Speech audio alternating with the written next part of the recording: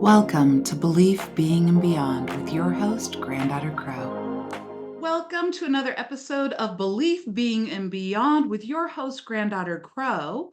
And you know, I love to have people talk about their belief systems because it constitutes our beingness. Well, we are going to go beyond today once again when we talk to Courtney Weber and her book, Sacred Tears. It is a witch's guide to grief. Long time coming. Say hello to everyone, Courtney. Hi, it's so good to see you again. It's so good to see you too. I'm going to give our listeners and viewers a little bit of background. Courtney Weber is a witch, award-winning author, tarot advisor, and an influencer. She also is the co-host of That Witch Life podcast. You guys check it out. I have been on this show. It is dynamic, entertaining. It's an amazing show. Courtney has been featured in publications such as Maxim and Huffington Post, Vice, etc.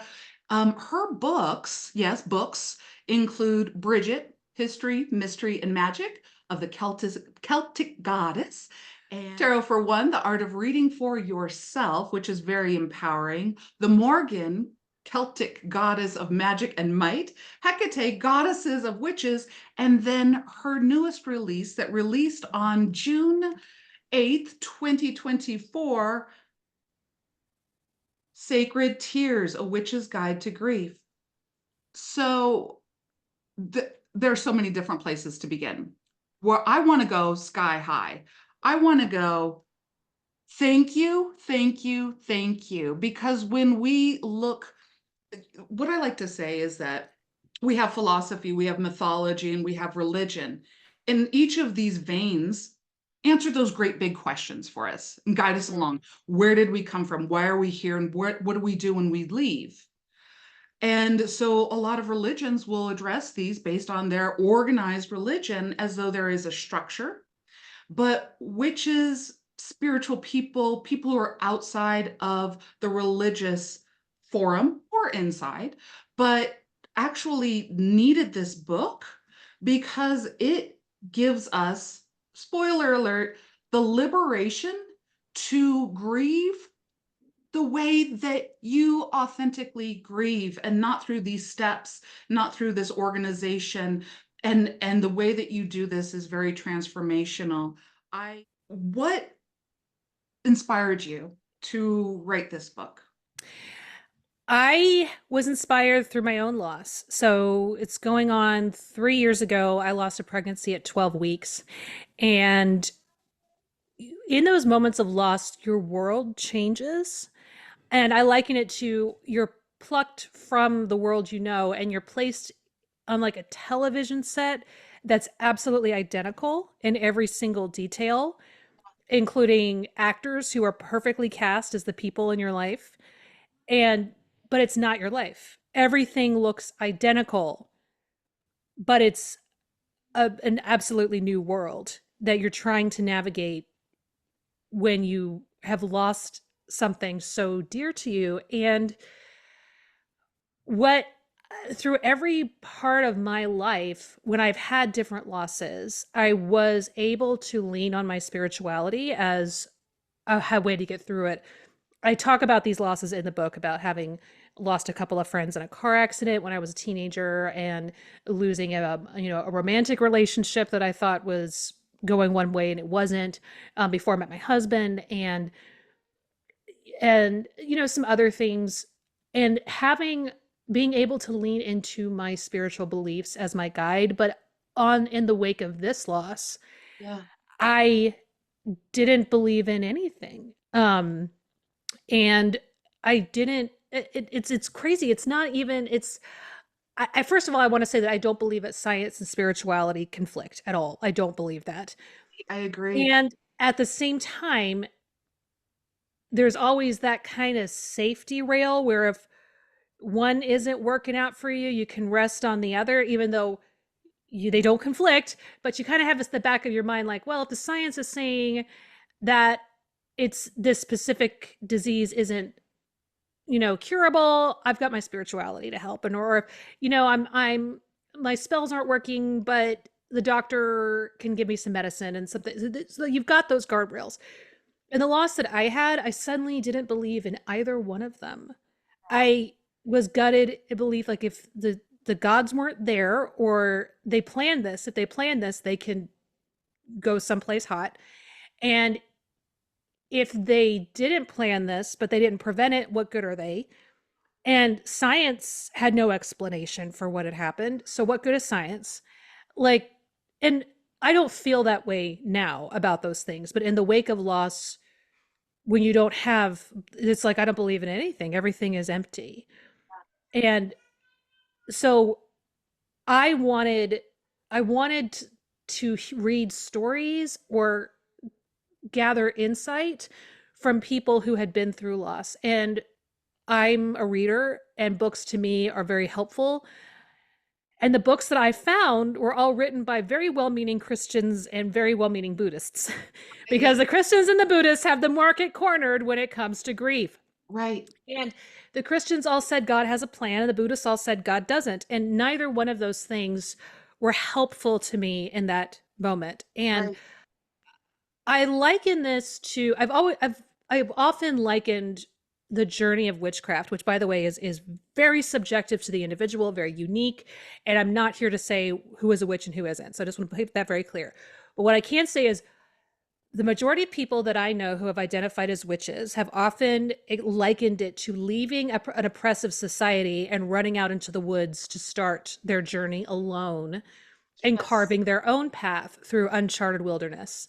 And that's a metaphor for what it's like to be a person who identifies as a witch in a world and in the United States, which is very heavily shaped by a very oppressive form of Christianity through evangelicalism, etc. Another topic, but no matter what, you're most of us are influenced by that one way or another, even if we didn't, ever fully identify with those beliefs. But then finding witchcraft, like I can forge my own path. I can figure out things as I go along. Well, that's wonderful in so many ways. But what happens in a metaphoric sense if you fall in that wilderness and break your leg and you're alone? So all the trappings of the oppressive society you left also had some healing tools. Maybe they weren't the best healing tools. Maybe they wouldn't have been able to help you with your specific injury, but tools were there. You don't have any tools now, or at least that's how I felt, is that there's no tools. There's nothing for me to hold on to. And so I wrote this book with the intention of I'm coming along in this wilderness myself, forging my own path. My path happens to pass you, and you've fallen and you're injured. And I've got a bag full of elixirs. And so I'm going to open my bag, and you're going to look through these elixirs, and if they call to you, try a few of them. Maybe that will help you heal enough to move a little further down your path to connect with someone else who has a few more elixirs, or to give you enough strength to make your own elixirs.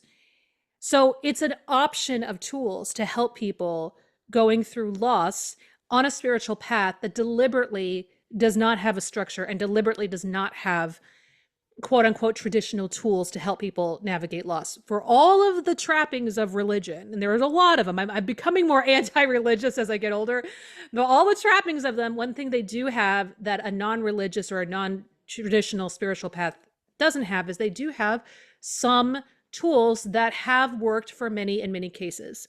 I think about the Jewish people and how they have the process of sitting Shiva, where there's a space created where they can sit. The mirrors are covered, so they're not focused on appearances, and they can just sit with their grief, and the community comes and feeds them. And that's a beautiful thing. And for many Jewish people, and of course not all, some Jewish people probably don't find comfort in Shiva, but many Jewish people have over the generations found some comfort in those tools. So I wanted to provide not a structure or a tradition for witches to process grief, but basically a bag of elixirs. Rifle through this bag. Try some of these. Yeah. Some of them may work for you. Some of them won't. Yeah. I just hope that everybody finds at least something in there that helps them get at least enough back on their feet to move to the next point in their spiritual journey, which will provide different kinds of healing. Absolutely. So that was great because you talked about different types of loss. Yes. And what I've experienced too is that in different types of loss, it's not like, oh, Granddaughter Crow approaches loss in this way. No, when this person passed, I approached it this way. When this person passed, I approached it this way. When my cat, my familia passed, that was so difficult. What I love about this is that bag of elixirs that, you're talking about we escape the confounds of a structure to go off into the woods. And sometimes we fall in the woods and we have a existential crisis, Yeah. which I think is perfectly fine. Uh-huh. It actually, I love asking questions and I think that that's great. And then, one of the things that you do have in the book, listeners, pick up this book, Sacred Tears by Courtney Weber. There is these elixirs in there where, like, when I go through grief and loss, as I still go through, and I want to talk to you about a little bit about, do you get over it or not? Mm-hmm. So, but there are rituals here. There are prayers here. There's different things that is that little bag that you can go into and go, this works, that doesn't work. And it kind of leads you out to find your own sacred healing. And I absolutely love that. I too have suffered. It was when my dad passed last year at age 91. It's not Mm-hmm. like, oh, he's going to live forever. I mean, we have that knowledge. But what happened to me was he passed. And as a practicing spiritual person who talks to people on the other side, or so I thought, I couldn't find him. Mm-hmm. I couldn't feel him. I couldn't find him. And I went through an existential crisis for about 3 days until I looked Yeah. into the mirror and I said, there he is in my nose. The structure of my nose represents my dad. The structure of my high cheekbones, my dark eyes, my Navajo-ness. Oh my God, he's in me. I have become a part of his legacy. And that's when it broke. Yes, he did visit me in a dream a couple weeks later, but Right. there is that. And I think that one of the things that I do want to say that I think is so liberating is in the book, you do a blessing on anger. Mm-hmm. And so a blessing on anger and giving yourself permission to feel all your feels. And then we'll get into this idea of, is this something to get over in 3 days, in a week, in 1 year? Or is this something that is grief, something that becomes a part of your life? Like it became a part of mine when I saw that my dad lives through me. Let's first talk about the blessing on anger. Yeah, anger to me is information. Same thing with fear. Fear, people talk about gotta get rid of fear, gotta get rid of anger, and it's like, well, why? Those are beacons of information. I don't think it's helpful to just sit in anger and put anger in, using another metaphor because that's just how I talk, is that if we're all driving through the van of life and it's a little bit like Inside Out where you've got your different feelings and emotions and they're all riding with you, anger has a seat in the car. I don't think it's a good idea for anger to drive, but I think it's fine for anger to sit in the passenger seat and navigate. As long as you stay at the wheel, you're like, I hear you, I know where you want to go. But if I let you drive, you're going to drive too fast. You might miss the exit because you're not paying attention. That's so anger. I don't think anger should drive, but I don't think we need to kick anger out of the car either.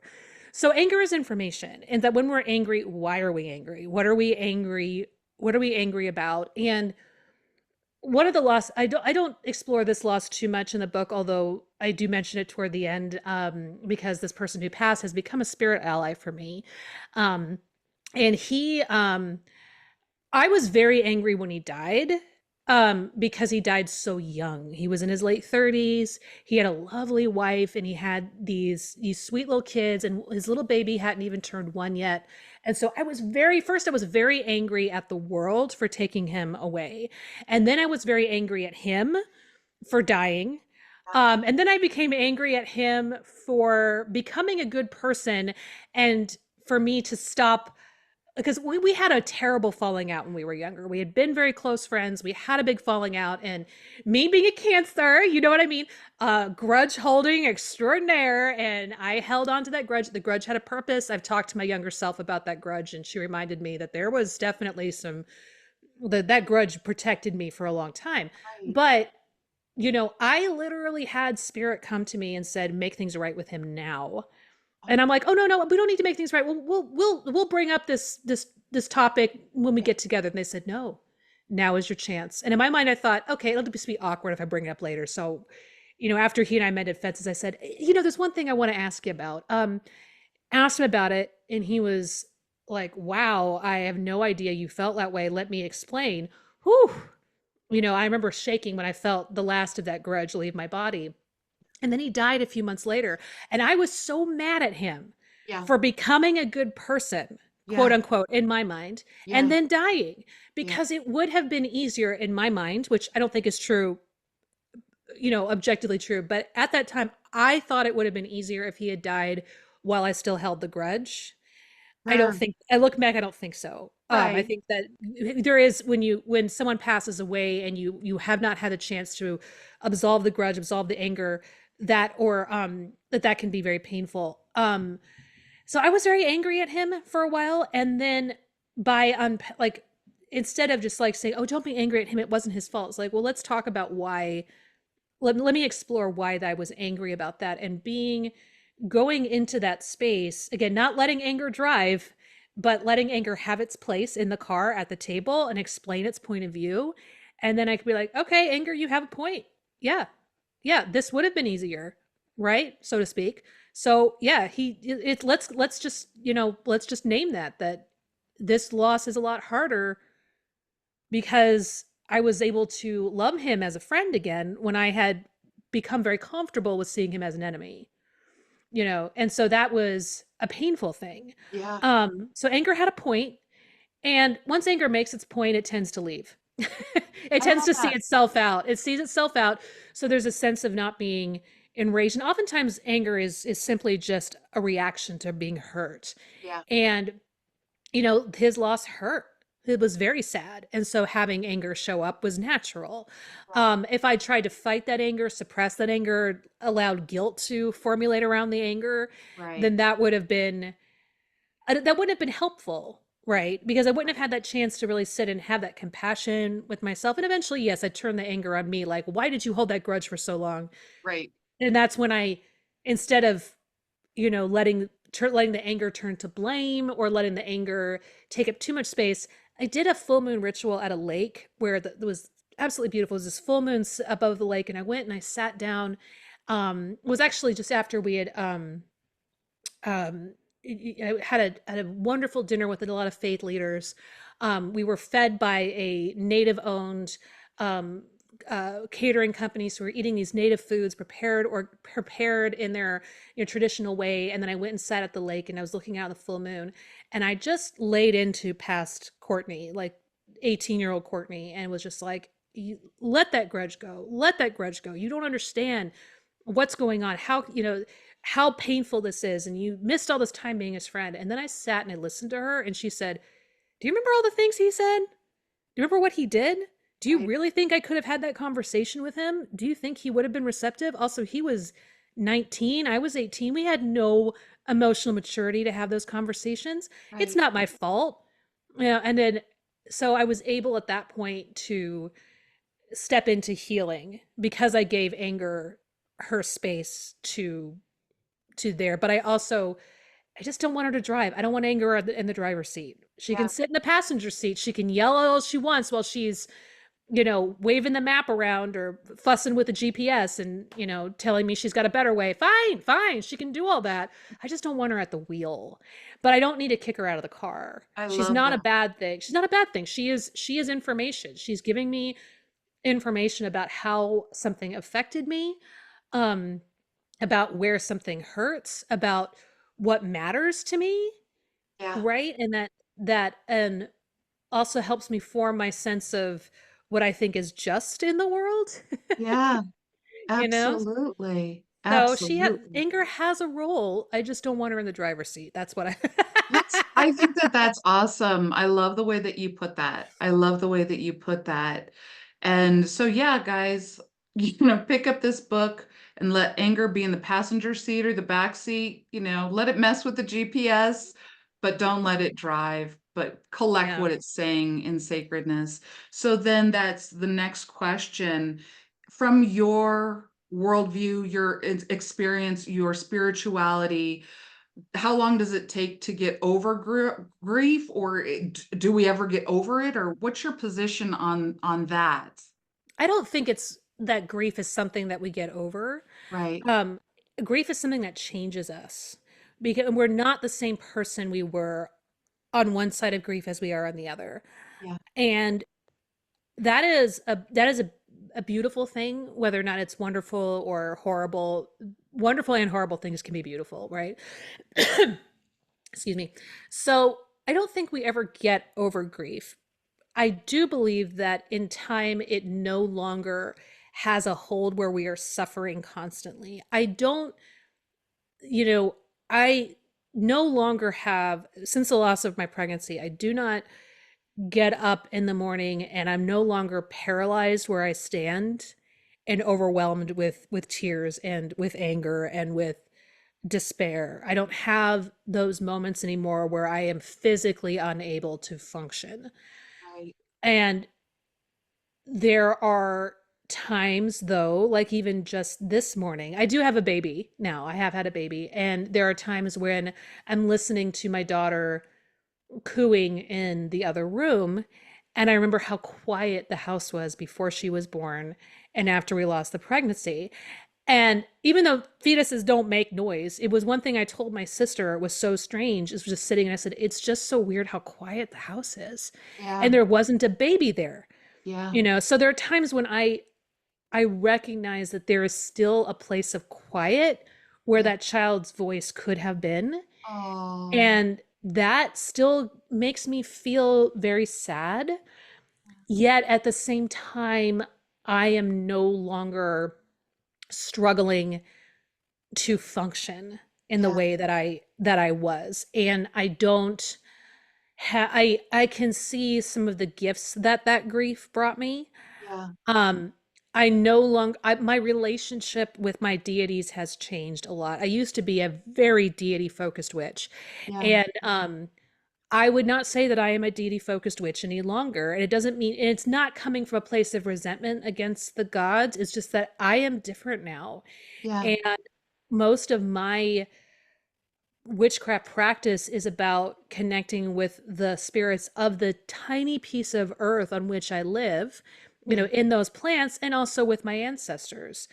And I still make offerings, I still keep an altar, but I would say that there was majority of my witchcraft journey very much led by the gods, and I do not feel that anymore. Um, and again, it's not out of resentment toward them. It's Right. about I'm different. And so that grief is still part of my story. And I liken grief to a spiral in the book, as you know, and then it's Yeah. not, you don't go through stages of grief. Stages of grief are BS. I think most people know that at this point. Even the woman who coined the phrase, Dr. Kubler-Ross, she said this was not meant to be a model, Right. to be an all purpose of addressing Right. grief. Right. It is a so you're gonna have these let's just keep going back to anger and talking about what that's like. And um and I'll just use a description of a different loss to explain. When I was 17 years old, I lost two friends in a car accident, and my anger manifested as rebellion.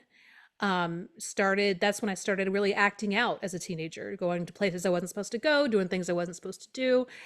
I don't know that my parents are going to be listening to this, but they still don't know about a lot of it. But that was, looking back now, I was angry, and how that manifested was, I'm going to break these stupid rules because I don't believe and that stayed with me in that way. And you know, anger came around again when I got a little bit older and got angry at life, because I remember a very particular having a hot mess moment. I think I was probably 27 years old, 28 years old. And I was at a bar at like 2 a.m. Sunday night to Monday morning, listening to somebody play the guitar. And I Right. had no interest in going home. And I was supposed to work at 9 a.m. And I just suddenly got really mad Yeah. that my friends never lived long enough to do something stupid like that. Right. We all deserve a dumpster fire Monday at some point, and Yeah. I was set myself up for that, and they never got that opportunity to make that mistake. And so the anger of angry that they had made mistakes, and I think if I'd and I think there was part of me at the time was like, why am I still not over this? Why am I revisiting anger? And I'll tell you one more example before I, wrap up this analogy. And then another moment of anger came when I was in my 30s. I was the company I worked for, we had a very, very important work trip. It was all hands on deck. We're all down in Alabama. We're doing this big thing. It's very, very important. And one of our colleagues stayed home because his daughter, who was 17, had a friend who passed away.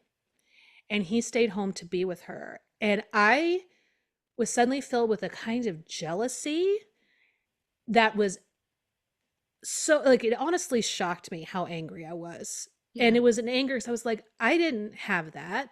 Yeah. My friends and we were just told to focus on school, let it go, get over it, focus on school, get into college, Right. focus on school. Um, stop crying, focus on school. And many of us didn't have our parents at our friends' funerals. But here was this man who stayed close to his daughter and helped her through that loss. And I was so jealous. Yeah. And that anger came back. And as I've gotten, and as I've understood more of what grief looks like, it wasn't that I was backsliding into grief, like repeating a stage or stuck in this, is that we spiral through grief. And, in the beginning of our grief, we're at the center of the spiral, and all those experiences of grief, which is like the anger, the despair, the bargaining, the shock, or whatever else. And a lot of other experiences that are unique only to us and aren't even considered part of grief.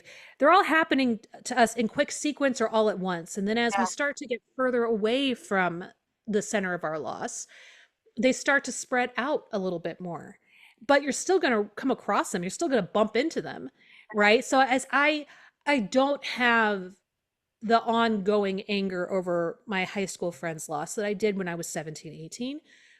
But even though now I'm almost 43, I still trip over an element of anger once in a while. And it's not me backsliding. It's not me not getting over it. It's that grief is a spiral. And the blessing about it is that when you find yourself revisiting an experience, I don't even want to say like repeating an experience, I say revisiting an experience, that's normal and natural. And it's not that you did anything wrong. I do think that if those running into those experiences again prevents you from, say, forming relationships or being able to, work your job or manage your money or take care of your children or pets, then it's time to seek some mental health support. And I hope everybody gets mental health support in the wake of loss anyway. But just running into them and you're still able to function in your life relatively, in a relatively, I don't want to say productive, that's such a mean word, but you're still able to move through your life and be there for the people who need you and take care of yourself and that sort of thing, then it's okay if you have a day where you're mad about a loss that happened 30 years ago. Yeah. That's just part of it. But also the blessing is the further out you get from the spiral, on the spiral is the space between those experiences is greater, and you have longer periods of peace Yeah. between those experiences. And there's also a lot of things that happen on the spiral that are really gifts, like coming across that anger when I was in my 30s as jealousy prompted me to reach out to this colleague and send him a text and say, I still get emotional just thinking about it, say, she's always going to remember this. What you're doing is so important. I wished I'd had the support that she has in you. Yeah. And he said it meant the world to them. Like he cried when he got the text. He showed it to his daughter and she cried. because they felt seen and supported, and they didn't feel like they were the only ones in the world who were navigating this kind of loss. And so I think, and I'm a very I'm very much a worker bee. Like when I'm focused on the job, I'm like dur, dur, dur, dur, dur, dur, dur. If I had not had that loss and that grief, I might have been like, okay, he can't be here. We'll just fix the problem, move on. I would have been kind about it, but I don't think I would have paused to Right. reach out to him in compassion and support. I love that. I absolutely love that because one, you are helping our minds to disconnect from this linear pattern of what you should be going through and turning it into a spiral, Yeah. which then gives us this freedom around I'm not backsliding, I'm not returning, I'm not regressing. I'm actually still in this part of the spiral, yet in that spiral you can pause and it since that anger and that grief and that it dug in a little bit deeper to Yeah. your capacity, then when you step back and realized, oh, that capacity turned into a great gift for those that are going through the sacred tears. There's so much in this book. Listeners, please pick up Sacred Tears by Courtney Weber. It is out there wherever you get your books. Also, I would recommend this as a guide, not only for those who are grieving, I would recommend this as a guide for any death doulas or people who are in hospice, to kind of expand your ability to work with people who are grieving and to not give those little platitudes of God has its plan or Yep. there is no God, they're gone, get over it. Sometimes I was listening to one of the things that you said, and you said sometimes the acceptance is that there is no closure, that there is no that it just happened and because we seek for so many reasons like Right. why did this happen? Well, why did this happen? Well, why did this happen? We seek for the meaning, and I do counsel a lot of people, um, and some of them that go through this, and I watch them seeking meaning. Did it happen because of this? Could I have done that?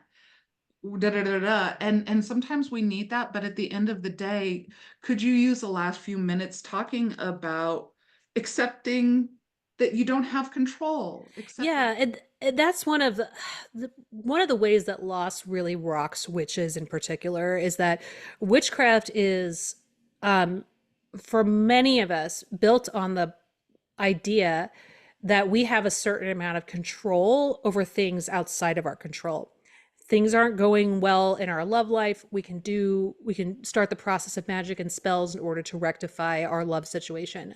Money's been an issue, we can start spells in order to bring more money in. As and But when you lose someone, truly lose someone, there is not a spell that can bring them back. I know there are some traditions that believe in the concept of the zombie, and there are traditions that believe it is possible to make someone fall in love with you with a specific spell. At the same time, there is no spell out there that can turn back the clock, make me pregnant again with that same child, bring that child to term, and deliver a healthy baby. That cannot happen. So in the wake of our loss, there was no magic that could do that. Now, I can almost hear other people say, well, you could do spells to bring the child back in another form. Okay. Yes, I believe that that is possible. When you're grieving, that's not what you want to hear. You don't want the child in a new form. You want Mm-mm. the child you lost. Yep. Right. Yep. And it is, and while people could argue and say you can do a love spell on someone, I think that those love spells, you do a love spell on the person who walked out of your life, I do believe that it brings them back in through different circumstances. It might bring about some, increased connections. I am not sure that I believe that it's possible to make someone truly love you when when they've stopped loving you. You could Right. bring new love into your life, you could keep the relationship going, and I'm sure I know there are traditions out there that would argue with me on this, and Sure. we, entitled to your opinions. I don't know that that is a thing. So I want so I Um, where we were going, we were talking about closure, right? Yep. Yeah, Yeah, sorry about that. accepting. No, Yeah, so you're fine. I love this. closure is something that we can't the problem there's not a problem with wanting closure with an explanation of why something happened. The problem with wanting closure is twofold. It's one is when we look for it outside of ourselves. Like, I Nice. can't have closure on this relationship until I get an explanation from my ex as to why they left. And even if they sit down and give me that explanation, will it be one that I can accept? You know, or the the the idea that we cannot heal without closure. It is Right. possible to heal and to move outward on the spiral without ever having an explanation for why something happened. That's powerful. And ultimately, even, and I also recognize that, especially in very traumatic losses, like someone is murdered, they want closure when that person is arrested. Um, some may find, though, well, it's not enough for me that they're arrested. I need them to suffer the way that I suffered. Okay, well, maybe they suffered the way that I suffered. No, I think I need them to suffer more than I suffered. Right. Even in those cases where there is a specific thing that kind of puts a button on what happened, it's still on the person to accept this as the closure.